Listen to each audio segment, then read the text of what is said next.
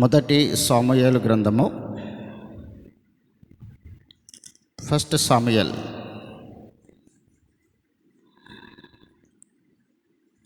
7వ అధ్యాయము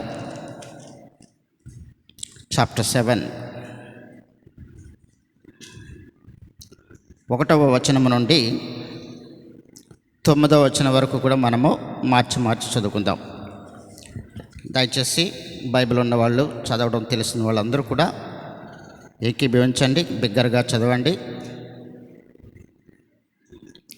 మొదటి సాముయేలు గ్రంథము 7వ అధ్యాయము మొదటి 9 వచనాలు ఉత్తర ప్రత్యుత్తరముగా మనం చదువుకుందాం. నేను మొదటి వచనాన్ని చదువుతున్నాను, మీరు 2వ వచనం, ఆ విధంగా ఉత్తర ప్రత్యుత్తరంగా చదువుకుందాం. అంతటా కిర్యత్యారీము వారు వచ్చి యెహోవా మందసము తీసుకొని పోయి కొండ ముందుండే అబీనాదాబు ఇంట చేర్చి దానిని కాపాడుటకై అతని కుమారుడైన ఎలియాజరును ప్రతిష్ఠించిరి.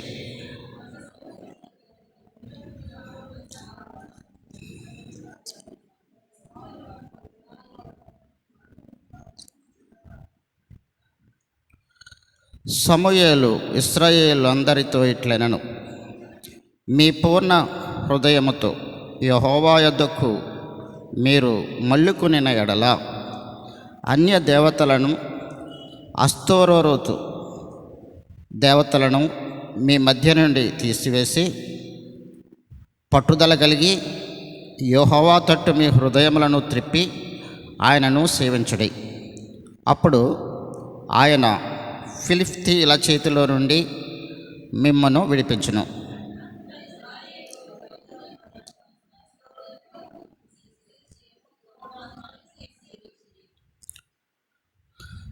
ఐదవ వచనం చదువుతున్నారు. అంతటా సమూయేలు ఇశ్రాయేలునందరినీ మిస్సాకు పిలువనంపుడి, నేను మీ పక్షమున యెహోవాకు ప్రార్థన చేతునని చెప్పగా,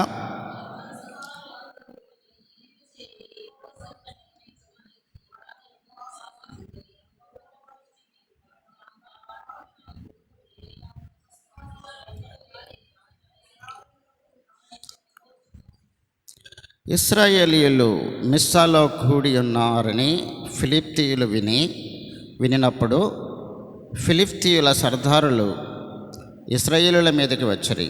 ఈ సంగతి ఇశ్రాయేలీయులు విని ఫిలిష్తీయులకు భయపడి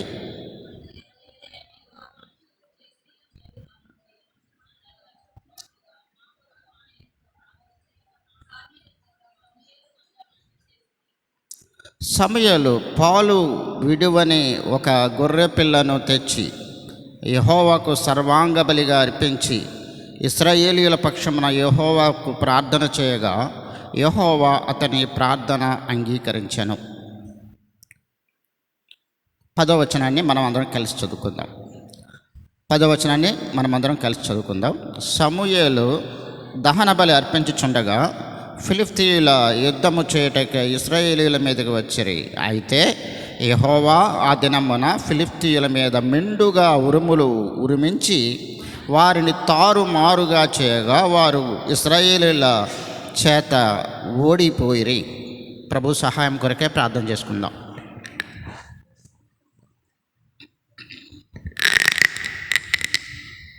స్తోత్రం తండ్రి, వందనాలు ప్రభువా. కృప సత్య సంపూర్ణుడు అయిన మా పరలోకపు తండ్రి, ఘనమైన మీ నామాన్ని బట్టి మీకు వందనాలు చెల్లిస్తూ ఉన్నాము తండ్రి.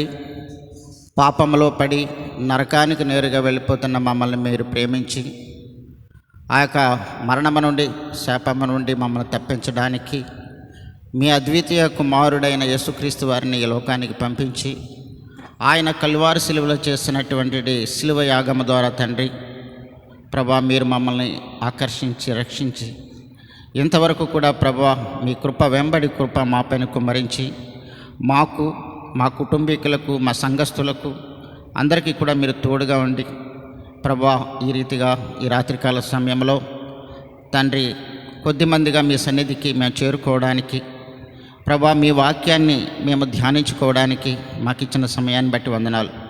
ఇంత చక్కటి సమయాన్ని అనేక మంది ఉపయోగించుకోలేకపోతున్నప్పటికీ కూడా కొద్ది మందిగా మీరు మాకు ఇచ్చినటువంటి గొప్ప కృపను బట్టి వందనాలు తండ్రి. మొదటి సమూయేలు గ్రంథము 7వ అధ్యాయము 10 వచనాలు మేము చదువుకోవడానికి సహాయపడ్డారు. దీనిలో ఉన్నటువంటి అర్థాలను మేము తెలుసుకోవడానికి మీ యొక్క జ్ఞానమును దయచేయమని వేడుకుంటున్నాం.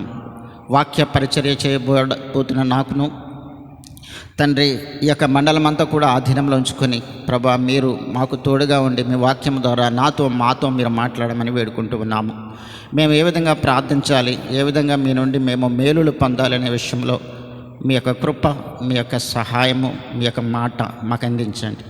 అదే రీతిగా తండ్రి వచ్చిన వారిని బట్టి వందనాలు. ఇంకా ఎవరైనా వస్తున్నట్లయితే క్షేమంగా మా మధ్యకి తీసుకురండి. ఈనాటి ప్రార్థన ద్వారా మీరే మహిమ పొందమని ఈ ప్రార్థన మా ప్రభువును ప్రియరక్షకుడైన యేసుక్రీస్తు వారి ఘనమైన నామంలో మిక్కిలి వినయంతో ప్రార్థించి వేడుకొనుచున్నాం తండ్రి.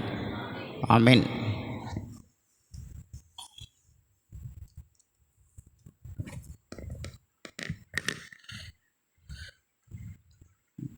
ఈ యొక్క మొదటి సమూయేలు గ్రంథంలో మనం చదివినట్లయితే, ధ్యానించుకున్నట్లయితే, ఇది ప్రభు అయిన యేసుక్రీస్తు వారు ఈ లోకానికి రావడానికి 1000 సంవత్సరాల ముందే ఈ యొక్క సన్నివేశము జరిగినట్లుగా మనకి ఈ యొక్క రిఫరెన్స్ బైబిల్స్ ద్వారా మనకు వేద పండితుల యొక్క వారి యొక్క ఆలోచనల ద్వారా మనకి తెలియజేస్తూ ఉంది. ఇక్కడ మనం చూసినట్లయితే యెహోవా యొక్క మందసము తీసుకుని పోయారు. ఎప్పుడైతే యెహోవా యొక్క మందసము మనతో లేకపోతే మనకు సహాయం అన్నది కష్టం, అండ లేక కృప అన్నది మనకు దొరకదు. కాబట్టి ఆ సమయంలో మనం చూసినప్పుడు 7వ అధ్యాయం 1వ వచనంలో చూసినప్పుడు చదవండి ఒకసారి.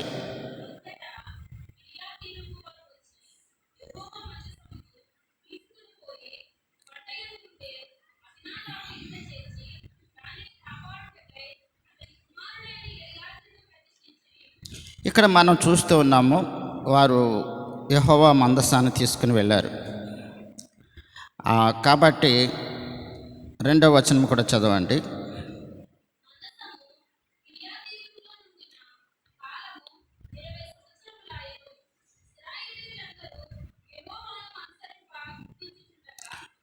అక్కడ ఇశ్రాయేలీయులందరూ కూడా యెహోవాను అనుసరింప దుఃఖిస్తూ ఉన్నారు అని చెప్పి రాయబడింది.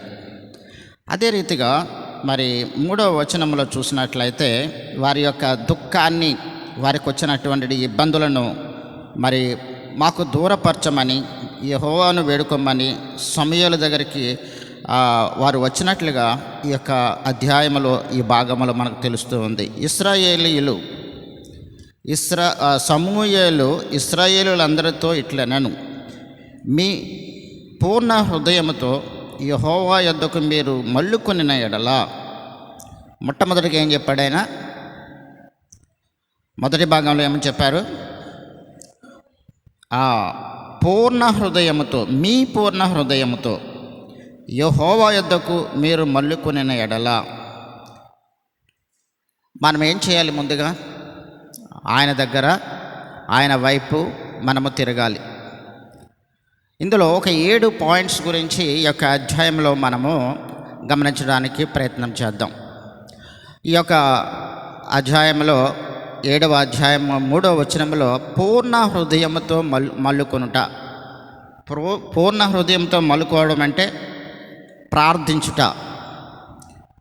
కాబట్టి ఇక్కడ మనము పూర్ణ హృదయంతో దేవుని దగ్గర ప్రార్థించేవారిగా ఉండాలని వాక్యము మనకి గుర్తు చేస్తూ ఉంది. ఏదో రొటీన్ వైజ్గా మనం ఎప్పుడూ కూడా పాడిందే పాడరా పాసిపల్ల దాసుడా అన్నట్టుగా మనం ఎప్పుడు కూడా ఒకే విధంగా వెళ్ళిపోవడం కాదు.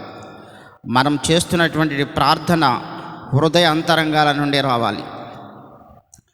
మనము మన యొక్క పూర్ణ హృదయము ఆయన వైపు మల్లుకొని ఉండాలి. అదే విషయాన్ని తెలియజేస్తూ ఉన్నాడు. ఏమని చెప్తున్నాడు ఆయన?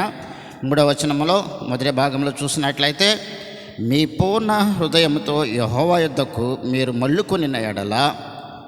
మొట్టమొదటిగా అది రాయబడింది. మనం ముందుగా ఏం చేయాలి? ఆయన వైపు మనము మన హృదయాన్ని త్రిప్పుకొని ప్రార్థన చేయాలి. అదేవిధంగా కొత్త నిబంధనలు కూడా మనం చూసినట్లయితే మొదటి కొరింథీయులకు రాసిన పత్రిక, మొదటి కొరింథీ 14వ అధ్యాయము, ఫస్ట్ కొరింథీ 14వ అధ్యాయము ఏమంటున్నారు ఇక్కడ పౌలు గారు? చదవండి. 14వ అధ్యాయం 15వ వచనం.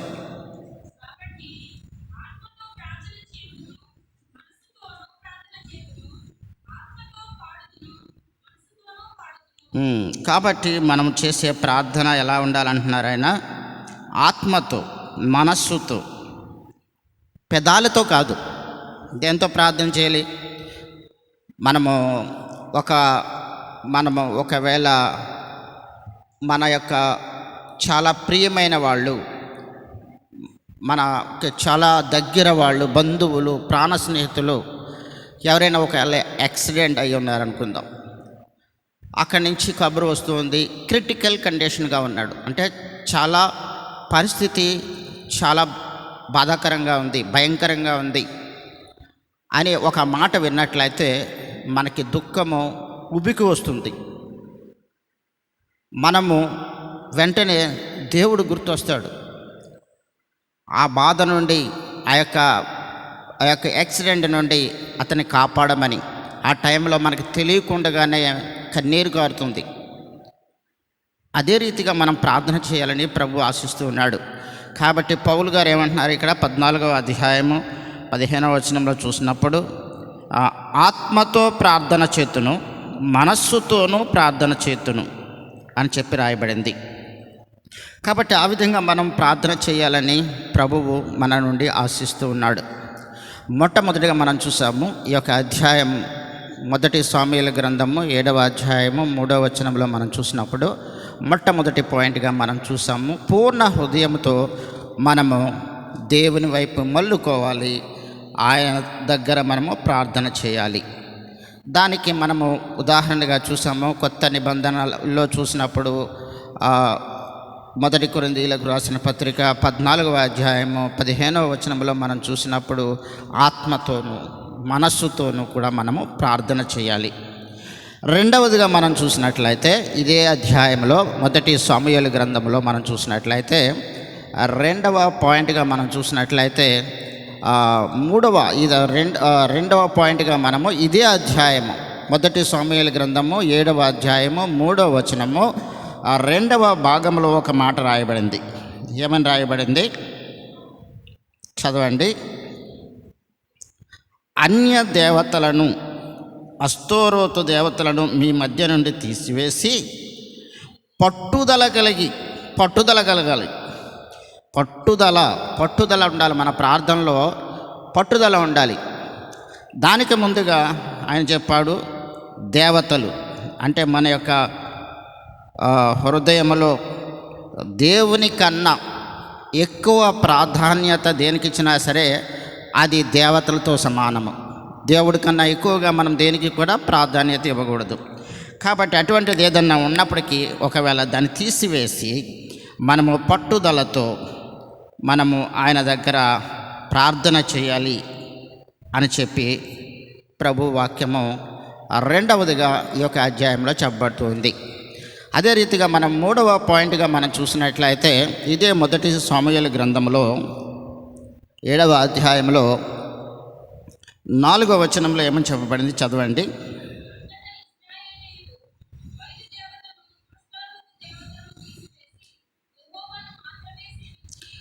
కాబట్టి ఈ లోకంలో మనం చూసినట్లయితే మనలో చాలామంది చూసినట్లయితే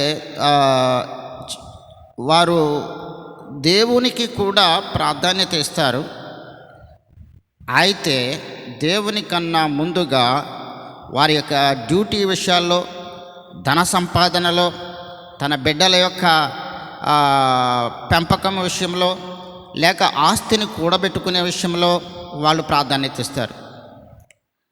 వాటికి ప్రాధాన్యత ఇవ్వద్దు అని చెప్పి ఎక్కడ కూడా చెప్పబడలేదు. కానీ దానికన్నా ఎక్కువగా ప్రాధాన్యత మనము దేవునికి మాత్రమే ఇవ్వాలి. దేవుని కార్యక్రమాలకు, దేవుణ్ణి ఆరాధించడానికి, దేవుని దగ్గర ప్రార్థించడానికి, సహవాసంలో ఉండడానికి మనం ప్రాధాన్యత ఇవ్వాలి.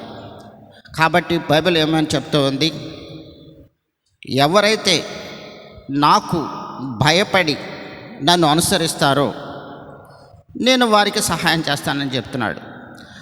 కాబట్టి ఇక్కడ 4వ వాక్యంలో ఏమని చేశాము, అంతటా ఇశ్రాయేలీలు బయలు దేవతలను, అస్తోరు దేవతలను తీసివేసి యెహోవాను మాత్రమే సేవించరు. కాబట్టి ఈ లోకంలో ఉన్నటువంటి దేవతలు లేక దేవతలు అంటే ఏంటి అన్నది మనం చూసాం. దేవుని కన్నా ఎక్కువగా మనము దేనిని ప్రేమిస్తామో, ఒకే ఒక పిల్లవాడు ఉంటాడు, ఒక్కొక్కరికి ఒక అమ్మాయో ఒక అబ్బాయో ఉంటారు. వాళ్ళ ప్రాణము అంతా కూడా ఆ బిడ్డ మీదే పెట్టుకుంటారు.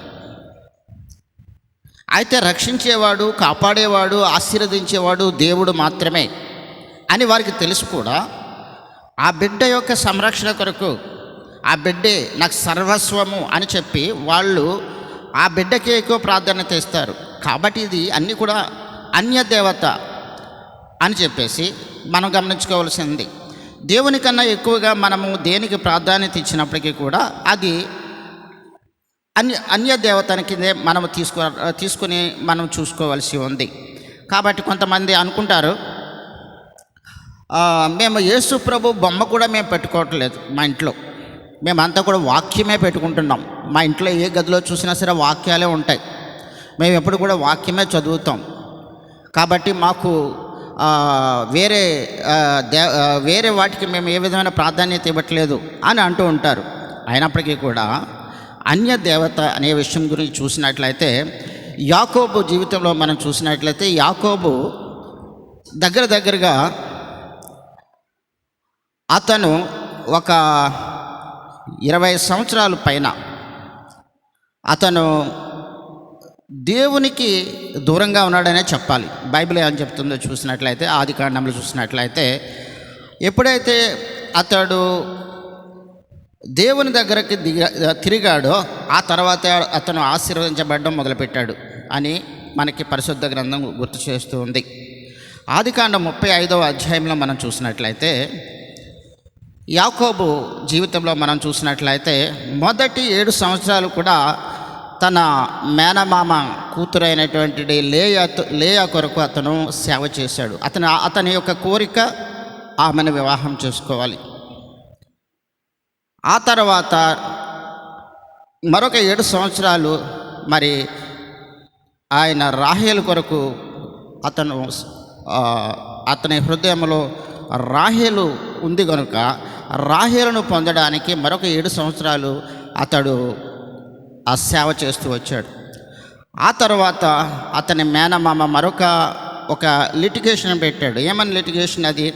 ఒక 6 సంవత్సరాలు మందను కాయాలి అని చెప్పేసి. ఈ విధంగా చూస్తూ వెళ్తున్నట్లయితే అతను 20 సంవత్సరాల వరకు కూడా ఏ విధమైనటువంటి ఆశీర్వాదాన్ని పొందకుండా అది ఏదో ఆశించి అది అక్కడ దేవునికి దూరంగా ఉండి అతను ఈ లోకరీతిగా అతను జీవించాడు. అప్పటి వరకు కూడా దేవుడు అతన్ని ఆశీర్వదించినట్లుగా మనం చూడలేదు. 35వ అధ్యాయము ఆదికాండము 35వ అధ్యాయము 4వ వచనం దయచేసి చదవండి. 35:4.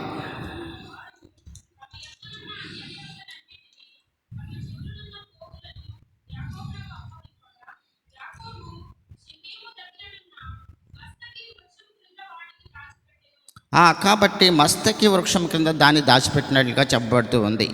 ఆ తర్వాత అతను బెనీయేలుకు వచ్చిన తర్వాతే అతడు మరి దేవుడు దగ్గర అతడు పోరాడాడు, తనను ఆశీర్వదించాలని పోరాడాడు, దేవుని దగ్గర వేడుకున్నాడు అని చెప్పి మనకి బైబిల్ గుర్తు చేస్తూ ఉంది. ఇదే అధ్యాయము 35వ అధ్యాయంలో మనం చూసినట్లయితే ఆదికాండము 32వ అధ్యాయము 28వ వచనం చదవండి.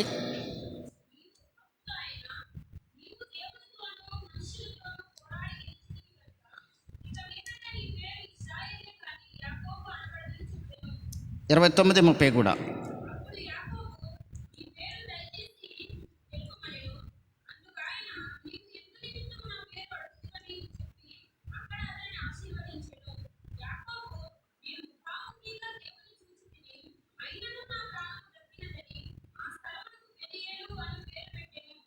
కాబట్టి ఇక్కడ పెనియేలు అంటే ఏంటి? ఇక్కడ మనం చూసినట్లయితే దేవుని యొక్క ముఖాన్ని అప్పుడు చూశాడు ఆయన.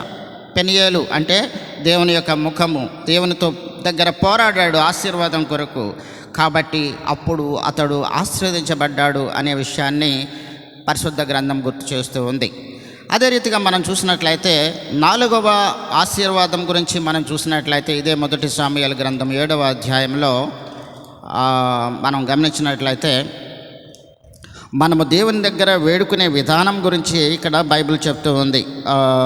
1 సాముయేలు గ్రంథము 7వ అధ్యాయములో 4వ విషయాన్ని మనం చూసినట్లయితే మనం ఏ విధంగా వేడుకోవాలని చెప్తూ ఉంది. 5వ వచనం 6వ వచనం చదవండి.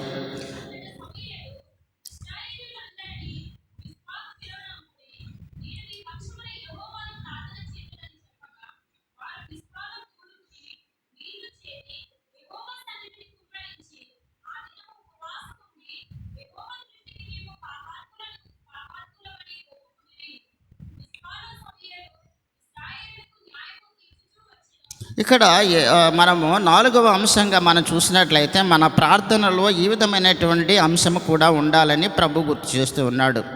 వారు మేము పాపాత్ములము అని చెప్పి అక్కడ వారు ఒప్పుకున్నారు, ఇశ్రాయేలు ప్రజలు. ఈ విషయాన్ని ఇక్కడ మనం ఒప్పుకోవాలి. మనము ఏదైనా ఒకవేళ బలహీనత ఉండొచ్చు, ఆ బలహీనత పెట్టుకునే మనము దేవుడి దగ్గర అడుగుతూ మనము ఒకవేళ బైబిల్ చదవడం రాదంటే అది పెద్ద విషయం కాదు. దేవుడు సహాయం చేసినట్లయితే బైబిల్ చదవగలరు. అదేవిధంగా ప్రార్థన చేయడం రాదు, దేవుడిని అడిగినట్లయితే ప్రార్థన చేయడం దేవుడు నేర్పుతాడు. ఆరాధన చేయడం రాదు, ఆరాధన చేయడం దేవుడు నేర్పుతాడు. కాబట్టి ఇవన్నీ కూడా అసాధ్యమైన కార్యాలు ఏమి కాదు.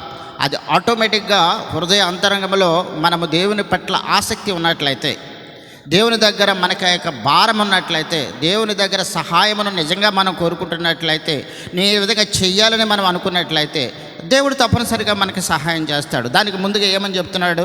1 సాముయేలు గ్రంథం 7వ అధ్యాయము 5-6 వచనాల్లో మరి ముఖ్యంగా మనం చూసినట్లయితే ఇక్కడ వారు ఒప్పుకొనిరి అని పాపములను మేము పాపాత్ములమని ఒప్పుకొనిరి. ఇశ్రాయేలు ప్రజలు అనేక సందర్భాలలో దేవునికి వారు విసుగు పుట్టించారు, అనేక సార్లు వాళ్ళు తప్పిదాలు చేస్తూ వచ్చారు. కాబట్టి ఇక్కడ వారు దేవుని దగ్గర వేడుకున్నప్పుడు వారు మేము పాపాత్ములమని ఒప్పుకున్నారు. కాబట్టి మనలో కూడా ఏదైనా బలహీనత ఉన్నట్లయితే దేవుని దగ్గర మనం ఒప్పుకొని వాటిని విడిచిపెట్టి మనం దేవుని సహాయం కోరుకుంటూ ఉంటే తప్పనిసరిగా దేవుడు మనకు సహాయం చేస్తాడు. రెండవదిగా మనం చూసినట్లయితే ఇదే వాక్యంలో మనం చూసినట్లయితే స్తుతించాలి మనము దేవుణ్ణి. ప్రభువా, మీరు నాకు ఈ విధంగా చేయనై ఉన్నారు, మీరు నాకు ఈ విధమైన సహాయం చేయనై ఉన్నారు, దాన్ని బట్టి మీకు స్తుతిస్తూ ఉన్నాను. అదేవిధంగా ప్రార్థన చేయాలి. మూడవదిగా మనం ప్రార్థన చేయాలి. ఈ యొక్క వచనంలో 5-6 వచనాల్లో మనం చూసినట్లయితే 3 రకాల విషయాలు రాయబడుతూ ఉన్నాయి. ఒకటి, మా బలహీనతలను దేవుడి దగ్గర ఒప్పుకోవాలి. రెండవది స్తుతించాలి. మూడవది ప్రార్థన చేయాలి. నేను కొంతమంది యొక్క బిలీవర్స్ని చూస్తూ ఉన్నాను. ఇక్కడ మెయిన్లాండ్లో కూడా చూశాను, ఇక్కడ కూడా చూస్తున్నాను. దేవుని మందిరంలో చక్కగా పనిచేస్తారు, దేవుని మందిరంలో పడి పనిచేస్తారు. కానీ వాళ్ళల్లో కొన్ని బలహీనతలు ఉంటాయి. ఆ బలహీనతలు వారు విడిచిపెట్టేవారు కాదు. కాబట్టి ఆ బలహీనతలతో దేవుడి దగ్గరికి వచ్చి ఎన్ని పనులు చేసినా కానీ అది నిష్ప్రయోజనమైనది. అది ఏ విధమైనటువంటి ఆత్మకు ప్రయోజనమైనది ఇట్టి పరిస్థితుల్లో కాదు. సిగరెట్ అలవాటు ఉంది, తాగుడు అలవాటు ఉంది, పాన్ అలవాటు ఉంది, అబద్ధాలు చెప్పే అలవాటు ఉంది, చుగిలీలు చెప్పే అలవాటు ఉంది. ఇవన్నీ కూడా దేవునికి ప్రియమైన కార్యాలు కాదు. లేక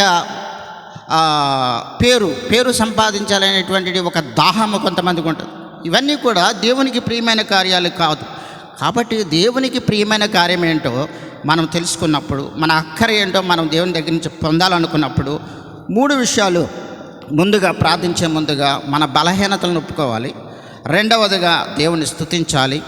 మూడవదిగా మనము ప్రార్థన విజ్ఞాపన చేయాలి. ఇదే విషయాన్ని ఇక్కడ వారు ఆ విధంగా చేశారు. అక్కడ మేము పాపాత్ములమని ఒప్పుకునేరి 6వ వచనంలో చూసినట్లయితే వారు ప్రార్థన చేశారు. 5వ వచనం ఆఖరి భాగంలో చూసినట్లయితే ఈ రీతిగా చేసినప్పుడు ఇశ్రాయేలు ప్రజలకు మరి తప్పనిసరిగా సహాయం చేశాడు అని చెప్పి మనం చూడొచ్చు. అదే రీతిగా మనం చూసినట్లయితే 5వదిగా మనం గమనించినట్లయితే ఇదే 1 సమూయేలు గ్రంథము 7వ అధ్యాయము 6వ వచనంలో మనం చూసినట్లయితే వారు 6వ వచనంలో యెహోవా సన్నిధిని కుమ్మరించి కాబట్టి కుమ్మరించడం అంటే వారి ధారాళముగా, అంటే వారు హృదయ అంతరంగాల నుండి వారి యొక్క విన్నపాన్ని వారు దేవుడి దగ్గర కుమ్మరించుకున్నారు. ఏదో చిలకరించడం అంటే వేరు, కుమ్మరించడం అంటే వేరు. కాబట్టి ఈ విధంగా మనము దేవుని దగ్గర ప్రార్థన చేసినప్పుడు మన యొక్క ప్రార్థన విన్నపాలను ఆయన దగ్గర కుమ్మరించేవారిగా ఉండాలి అని ప్రభువు ఆశపడుతూ ఉన్నాడు. హృదయాలను కుమ్మరించాలి. ఏం కుమ్మరించాలంటే హృదయాలను కుమ్మరించాలి. అదేవిధంగా మనం చూసినట్లయితే 6వదిగా మనము ఇదే అధ్యాయము 1 సమూయేలు గ్రంథము 7వ అధ్యాయము 9వ వచనంలో ఒక మాట చెప్పబడుతూ ఉంది.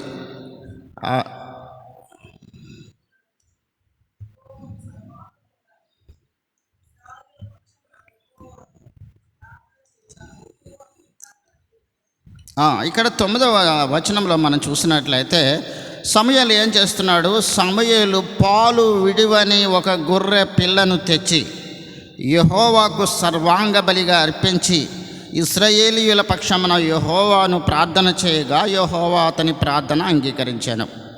కాబట్టి ఇప్పుడు మనం ఏ విధమైనటువంటి సర్వాంగ బలి మన ప్రభువుకి మనం అర్పించగలం, మన దేవునికి అర్పించగలం అని చూసినట్లయితే మనమేమీ అర్పించవసరం లేదు. ఆల్రెడీ మన కొరకు ప్రభు అయిన యేసుక్రీస్తు వారు సిలువలో ఆయన బలియాగం అయిపోయారు. నిన్ను నన్ను రక్షించడానికి కలువారు సిలువలో మన పక్షముగా ఇక్కడ మనం చూసినట్లయితే సమూయేలు ఏం చేశాడు? 9వ వచనంలో సమూయేలు పాలు విడువని ఒక గొర్రె పిల్లను తెచ్చి యెహోవాకు సర్వాంగ బలిగా అర్పించి ఇశ్రాయేలీయుల పక్షమున యెహోవాను ప్రార్థన చేశాడు. యెహోవా అతని ప్రార్థన అంగీకరించని రాయబడింది.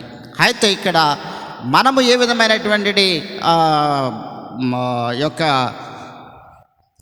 యెహోవా కొరకు మనం ఏమి సర్వాంగ బలిగా అర్పించాలంటే మనం ఏమీ అర్పించవసరం లేదు. మన కొరకు ఆల్రెడీ ప్రభు అయిన యేసుక్రీస్తు వారు అర్పించారు. 2023 సంవత్సరాల క్రితమే ప్రభు అయిన యేసుక్రీస్తు వారు నీ కొరకు నా కొరకు నీ పాపాలు తీసివేయడానికి నా పాపాలు తీసివేయడానికి సదాకాలం ఆయనతో ఉండడానికి ఆయన మన పక్షమున ఆయన బలియాగము అర్పించి ఉన్నాడు. అదే విషయాన్ని మనం చూస్తూ ఉండొచ్చు. అదే రీతిగా మనం చూస్తూ వెళ్తున్నట్లయితే కీర్తనలో కూడా ఇదే విషయం దావీదు రాజు ఏమంటున్నాడు చూద్దాం. కీర్తన 51వ అధ్యాయంలో చూసినట్లయితే కీర్తనలు 51వ అధ్యాయము దయచేసి చదవండి. 16-17 వచనాలు దయచేసి చదవండి. నీవు బలిని కోరువాడువు కావు, కోరిన ఎడల నేను అర్పింతును. దహన బలి నీకు ఇష్టమైనది కాదు. విరిగిన మనస్సే దేవునికి ఇష్టమైన బలులు. దేవా, విరిగి నలిగిన హృదయమును నీవు అలక్ష్యము చేయబో. అనేక సందర్భాలలో ఈ విషయాన్ని మనం చవి చూసి ఉన్నాం. మనలో నేను కూడా సాక్ష్యం చెప్పగలను. అదేవిధంగా ఇక్కడ కూర్చుని ఉన్న వాళ్ళు మనమందరం కూడా సాక్ష్యాన్ని చెప్పగలము. మన యొక్క హృదయ అంతరంగంలో వచ్చినటువంటి వేదనల మధ్యలో, బాధల మధ్యలో విరిగి నలిగినటువంటి హృదయంతో మనం దేవుని దగ్గర చేరినప్పుడు దేవుడు మన యొక్క మనవి ఆలకించాడు, మనకి సహాయం చేశాడు. దేవుడు అదే కోరుకుంటున్నాడు. దావీదు అదే అనుభవాన్ని చెప్తున్నాడు. కాబట్టి నా విషయంలో నేను చూసినట్లయితే మరి 1996వ సంవత్సరంలో చూసినట్లయితే హెపటైటిస్ బి అనేటువంటి ఒక జాండూస్ రావడం ద్వారా మరణానికి దగ్గరగా వెళ్ళిపోయారు. నేను ప్రభువుని అంగీకరించినటువంటి తొలి రోజులు అది. డాక్టర్స్ చాలా క్లియర్గా చెప్పారు, ఇది చాలా తీవ్రమైనటువంటి స్థితిలోకి వెళ్ళింది. జాండీస్ 3 రకాలు: లివర్ జాండీస్, అదేవిధంగా బ్లడ్లో వచ్చే జాండీస్, తర్వాత బ్రెయిన్లో వచ్చే జాండీస్. కాబట్టి సెకండ్ స్టేజ్ దాటబోతుంది, కాబట్టి కష్టమని చెప్పారు. అయినప్పటికీ కూడా నేను దేవుణ్ణి తెలుసుకున్న కొత్త రోజుల్లో ఈ విధంగా రావడం ద్వారా దేవునికి మరింత దగ్గరగా, మరి దేవుని యొక్క విషయాలను మరింత ఎక్కువ తెలుసుకోవడానికి దేవుడు సహాయపడుతూ వచ్చాడు. అదేవిధంగా దేవుడు చేరువచ్చిన మనలో ఒక్కొక్కరికి ఏదో ఒక సందర్భంలో మన యొక్క విరిగి నలిగిన హృదయంతో దేవుని దగ్గర కన్నీటితో ప్రార్థన చేసినప్పుడు తప్పనిసరిగా దేవుడు మన ప్రార్థనలు విన్నాడు, మనకు సహాయం చేశాడు. అదేవిధంగా కూడా భవిష్యత్తులో కూడా దేవుడు సహాయం చేయడానికి సిద్ధంగా ఉన్నాడు, అదే హృదయంతో మనము దేవుని దగ్గర చేరినప్పుడు. కాబట్టి ఆయన ఏమంటున్నాడు, దావీదు ఏమంటున్నాడు, దహన బలి నీకు ఇష్టమైనది కాదు, విరిగి నా మనస్సే దేవునికి ఇష్టమైన బలి. దేవా, విరిగి నలిగిన హృదయమును నీవు అలక్ష్యము చేయవు. కాబట్టి ఆయన ఎంత మాత్రం కూడా విరిగి నలిగిన హృదయంతో మనం ఆయన దగ్గర చేరి ప్రార్థించినప్పుడు, కనుక అనేక విషయాలు మనం చూస్తూ వస్తున్నాము. ఈ యొక్క మొదటి సమూయేలు గ్రంథంలో చూస్తూ వస్తున్నప్పుడు ఇది ఒక భాగము. విరిగి నలిగిన హృదయంతో మనం దేవుని దగ్గరికి చేరినప్పుడు దేవుడు తప్పనిసరిగా వింటాడు. అదేవిధంగా మనం చూసినట్లయితే ప్రార్థన చేసినప్పుడు కొంతమంది చాలా డిమాండ్గా చేస్తారు దేవుని దగ్గర. డిమాండ్ చేయడానికి మనకి లేక దేవునికి దగ్గులు నేర్పే రకంగా తాతకి దగ్గులు నేర్పుతారు అనే టైప్లో కొంతమంది ప్రార్థన చేస్తారు. అది సరైనది కాదు. ప్రభువా, ఇది ఎంతవరకు కరెక్ట్ ప్రభువా అని చెప్పి అంటారు కొంతమంది. అయితే ప్రభువుకి తెలియదా ఇది ఎంతవరకు కరెక్ట్? ప్రభువా, ఇది ఎంతవరకు న్యాయం ప్రభువా? అది కాదు. మనం సూటిగా మనం ప్రార్థన చేయాలి. ప్రభువా, నువ్వు ఈ విధంగా సహాయం చేయి. ప్రభువా, నా కుమారుణ్ణి రక్షించు. ప్రభువా, నా కుమారుడికి వ్యాధి వచ్చింది, ఈ వ్యాధి నుంచి మీరు రక్షించండి. మనం అడగడానికి సరిపోము, క్వశ్చన్ చేయడానికి సరిపోము ప్రభు. కాబట్టి దేవుని యొక్క కృప, దేవుని యొక్క దయ మనం పొందడానికి మాత్రమే గోజాడాలి. ఎందుకంటే ఆయన సర్వాధికారి అయి ఉన్నాడు. మనం చూసినట్లయితే అందరికీ తెలిసినటువంటి విషయమే, లూకా సువార్త 18వ అధ్యాయంలో మనం చూసినట్లయితే ఒక విధవరాలు ఉంది. ఆమె మరి తనకు న్యాయము కావాలని చెప్పి పదే ఒక అన్యాయస్తుడైనటువంటి న్యాయాధిపతి దగ్గరికి వస్తూ ఉందని చెప్పి మనం చదువుకున్నాం. అయినప్పటికీ కూడా ఆమె విసగకుండా తనకు న్యాయం చేయమని చెప్పి లూకా సువార్త 18వ అధ్యాయంలో మనం చూసినట్లయితే 1వ వచనం నుండి మనం చూస్తూ వెళ్తున్నట్లయితే మనకందరికీ కూడా తెలిసినటువంటి అంశం. 18వ అధ్యాయం లూకా సువార్త 18వ అధ్యాయంలో మొదటి వచనం నుండి చూస్తూ వెళ్తున్నట్లయితే, విసుగక నిత్యము ప్రార్థన చేయుచుండుట. చదవండి.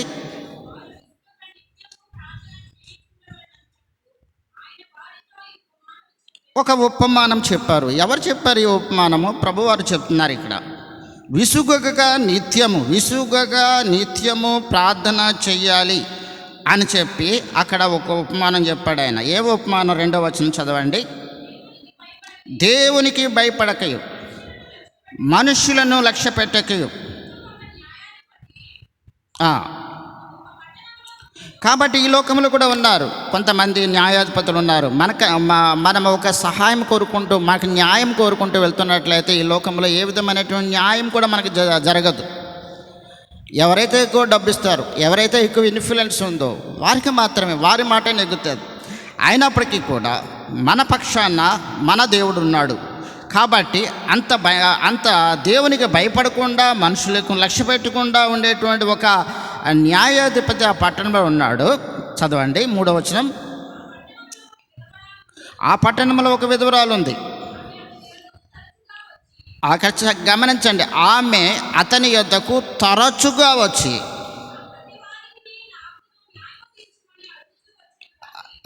అడుగుచూ వచ్చింది. నా ప్రతివాదికి నాకు న్యాయం తీర్చమని అడుగుతూ వచ్చింది. గమనించండి, అతడు కొంతకాలము ఒప్పుకోకపోయాను. తర్వాత అతడు, నేను దేవునికి భయపడకయు మనుష్యులకు లక్ష్యము పెట్టకయు ఉండినను ఈ విధవరాలు నన్ను తొందర పెట్టుచున్నది. ఆమె కనుక ఆమె మాటి మాటికి వచ్చి గోజాడకుండునట్లు ఆమెకు న్యాయము తీర్తునని తనలో తాను అనుకున్నాను. కాబట్టి ఇంకా చదువుతూ వెళ్తున్నట్లయితే ఇదే విషయాన్ని గుర్తు చేస్తూ ఉంది. కాబట్టి ఆయన చెప్తున్నాడు, ఆఖరిగా చెప్తున్నాడు ఆయన, మీరు దయచేసి చదవండి, 8వ వచనం చదవండి, 7వ వచనం కూడా చదవండి.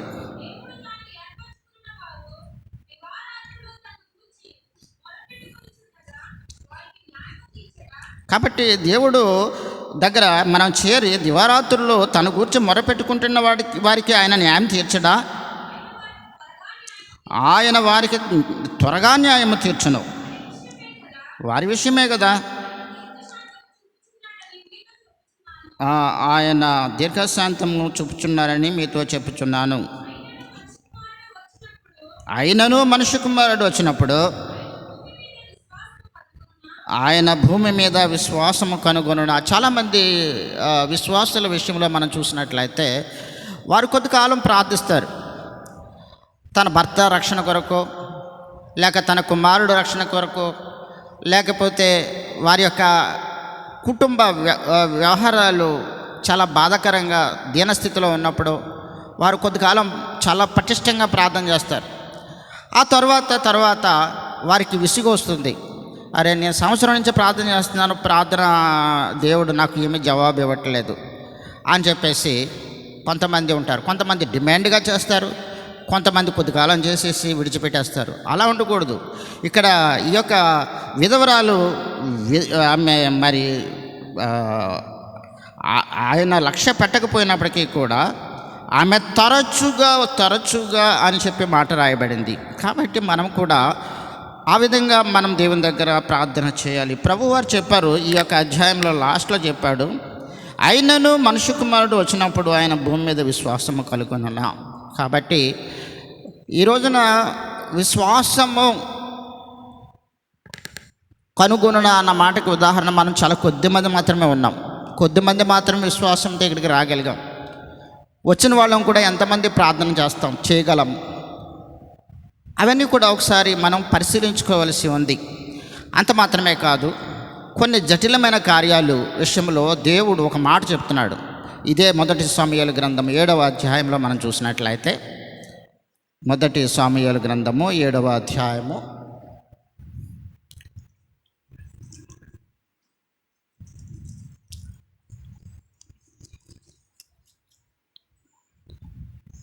6వ వచనం చదవండి.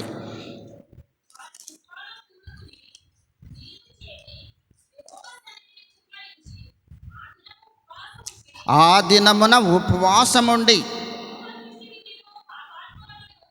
వాళ్ళు ఏం చేశారు, ఇక్కడ ఉపవాసం ఉన్నారని చెప్పి రాయబడింది. అయితే ఇక్కడ మనము ఈ రోజున కూరుకుని ఉన్నది ఉపవాస ప్రార్థన కాదు. అయినప్పటికీ కూడా కొన్ని జటిలమైన కార్యాలను మనం దేవుని దగ్గర నుంచి పొందాలి అంటే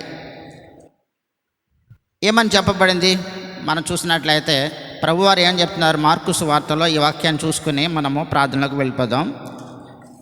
మార్కు సువార్త 9వ అధ్యాయము, మార్కు సువార్త 9వ అధ్యాయము 29వ వచనం దయచేసి చదవండి.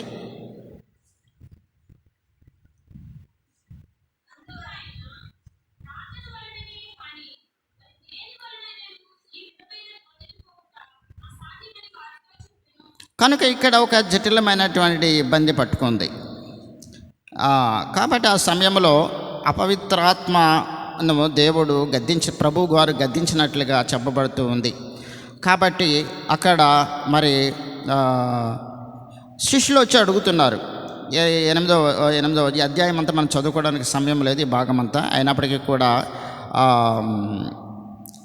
చదవండి, 24వ వచనం చదవండి.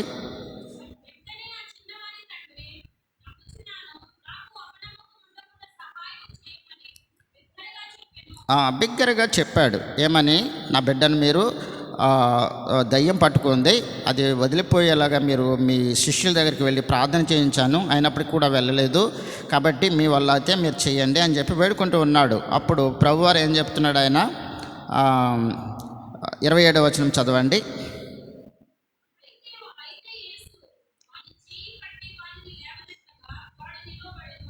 చదవండి.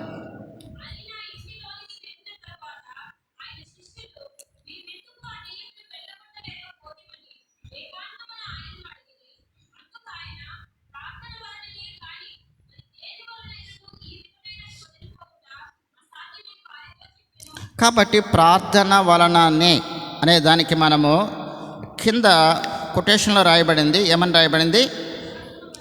ఉపవాసము వలననే. ఉపవాసము ద్వారా అంత బలం ఉంది. కాబట్టే ఫ్రైడే జరుగుతున్నటువంటి ప్రార్థనకు సిస్టర్స్ ఉపవాసం ఉండి ప్రార్థన చేయడం ద్వారాగా దేవుడు గొప్ప కార్యాలు గతంలో కూడా చేశాడు, రాబోయే దినాల్లో కూడా దేవుడు మన పట్ల చేయగలడు. అయితే మనము ఆ విధంగా ఉపవాసం ఉండి ప్రార్థన చేయడానికి, అదే రీతిగా విరిగి నలిగిన హృదయంతో మనం ప్రార్థన చేయడానికి, అదేవిధంగా సర్వాంగ బలిగా మరి దేవుడు ప్రభువారు మన కొరకు ఆయన అర్పించుకున్నాడు. కాబట్టి ఆ విధంగా మనము మన హృదయాలను సర్వాంగ బలిగా మనం ఆయనకి అప్పగించుకోవడానికి, మనం ఆయన దగ్గర మన బలహీనతలను ఒప్పుకొని ఆయన స్తుతించి ప్రార్థన చేయడం ద్వారా దేవుడు మనవి తప్పనిసరిగా ఆలకిస్తాడు అని చెప్పి మనం చూస్తూ వస్తూ ఉన్నాం. అంత మాత్రమే కాదు, దేవుడు పూర్ణ హృదయంతో మనము ఆయన వైపు మళ్ళుకున్నప్పుడు తప్పనిసరిగా దేవుడు మనకు సహాయం చేస్తాడు. అంత మాత్రమే కాదు, పట్టుదలతో పట్టు విడవకుండా, ఏ విధంగా విధవరాలు పట్టు విడవకుండా మరి ఆ న్యాయం కోసం వెళ్తూ వచ్చిందో ఆ విధంగా మనం వెళ్ళినప్పుడు దేవుని దగ్గరికి దేవుడు సహాయం చేస్తాడు. ఒకవేళ మన యొక్క హృదయంలో అన్య దేవతలు అంటే దేవుని కన్నా ఎక్కువగా మనము కోరుకుంటున్నట్లయితే దాన్ని విడిచిపెట్టి దేవుని దగ్గర మనము చేరుకున్నప్పుడు దేవుడు తప్పనిసరిగా మనకి సహాయం చేస్తాడు. ఆయన మన కోసము మనము ఏమి ప్రార్థన చేస్తూ ఉన్నామో ఆ ప్రార్థనలను తీసుకుని వెళ్ళడానికి దేవదూతలు చాలా గమనముగా మన ప్రార్థనల వైపు ఉంటుంది. వాటి పని ఏంటంటే మన ప్రార్థనలను ప్రభువు దగ్గరకు చేర్చడానికే. కాబట్టి మనము దేవుని దగ్గర మన బలహీనతలు ఏమన్నా ఉన్నట్లయితే వాటిని ఒప్పుకొని మనము దేవుని దగ్గర వేడుకున్నప్పుడు, ఏ విధంగా అయితే ఈ రోజున 1 సమూయేలు గ్రంథము 7వ అధ్యాయము మొదటి 10 వచనాల ద్వారాగా దేవుడు మనతో మాట్లాడుతూ వచ్చాడో ఆ విషయాన్ని జ్ఞాపకం చేసుకుంటూ ప్రార్థిద్దాం. 20 సంవత్సరాల వరకు కూడా యాకోబు దేవుని వైపు తిరగలేదు, ప్రార్థన చేయలేదు. అతంతా కూడా తన లోక సంబంధమైన ఆశీర్వాదాల కొరకు మాత్రమే ప్రయాసపడ్డాడు. అయితే తరువాత దేవుని దగ్గరకు తిరిగినప్పుడు, బెనియేలుకు వచ్చినప్పుడు, బెనియేలు దేవుని దగ్గర పోరాడినప్పుడు ప్రార్థనలో దేవుడు అతనికి ఆశీర్వదించడాన్ని మొదలుపెట్టాడు. ఈ రీతిగా మనం కూడా దేవుని దగ్గర వేడుకుందాం, దేవుని దగ్గర అర్పించుకుందాం. ఇక్కడ మరి సమూయేలు ప్రార్థన చేసినప్పుడు పరిస్థితులు ఏ విధంగా మారిపోయాయి ఈ ఒక్క వాక్యాన్ని చూద్దాం. 1 సమూయేలు గ్రంథము 7వ అధ్యాయం 10వ వచనం ఒకసారి చదవండి.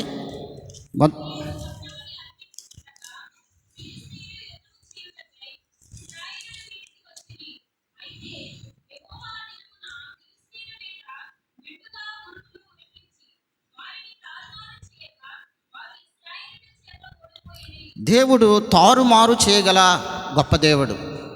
కాబట్టి మనం అనుకుంటాం, నా వల్ల ఏమవుతుంది అని మనం సాధారణంగా అనుకుంటాం. మన వల్ల అయితే ఏమీ కాదు. అయితే పౌలు గారు చెప్తున్నారు, నన్ను బలపరచువాని అందునే నేను సమస్తము కూడా చేయగలను.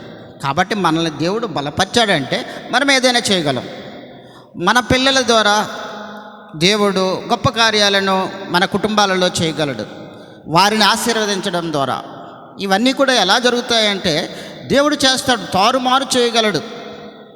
కాబట్టి మనము విశ్వాసములో, ఆయన చెప్పాడు ఆయన రాకడ సమయంలో విశ్వాసము కనుగొందున అంటున్నాడు. కాబట్టి విశ్వాసమును మన నుండి దూరపరిచేది అపవాది. కాబట్టి మనము జాగ్రత్తగా దేవుడు మనకిచ్చినటువంటి ఈ యొక్క రక్షణ అనుభవాన్ని గుర్తు చేసుకుంటూ మనము భారముతో విన్న వాక్యాన్ని ఆధారం చేసుకుని నిరంతరం కూడా బైబిల్ని మనము చాలా జాగ్రత్తగా ఒక్కొక్క అక్షరం కూడా గమనించుకుని, చదువుకొని, ధ్యానించుకొని, ప్రార్థించుకొని, దేవుని దగ్గర అప్పచెప్పుకొని మనం ప్రార్థించినప్పుడు దేవుడు సహాయం చేస్తాడు. కాబట్టి ఈ విధంగా మరి సమయాలు దగ్గర ఇశ్రాయేలు ప్రజలు ఏ విధంగా వారు దేవుని దగ్గర అర్పించుకొని మరి వారిలో ఉన్నటువంటి బలహీనతలను విడిచిపెట్టి దేవుని వేడుకున్నప్పుడు దేవుడు వారి పట్ల తారుమారు చేశాడని చెప్పి రాయబడింది. కాబట్టి మన జీవితాలలో మన పట్ల కూడా దేవుడు ఆ గొప్ప కార్యాలను మన వల్ల కాదు అనుకున్న కార్యాలను తారుమారు చేయగల శక్తి దేవుడికి ఉంది. కాబట్టి విన్న వాక్యాన్ని ఆధారం చేసుకొని ప్రార్థన చేయండి. అదేవిధంగా ముఖ్యంగా మీకున్నటువంటి భారాలను పంచుకుంటూ ప్రార్థన చేయండి. ముఖ్యంగా వాక్యాన్ని గుర్తు చేసుకుంటూ ప్రార్థన చేయండి. తర్వాత మీకున్న భారాన్ని పంచుకుంటూ ప్రార్థన చేయండి.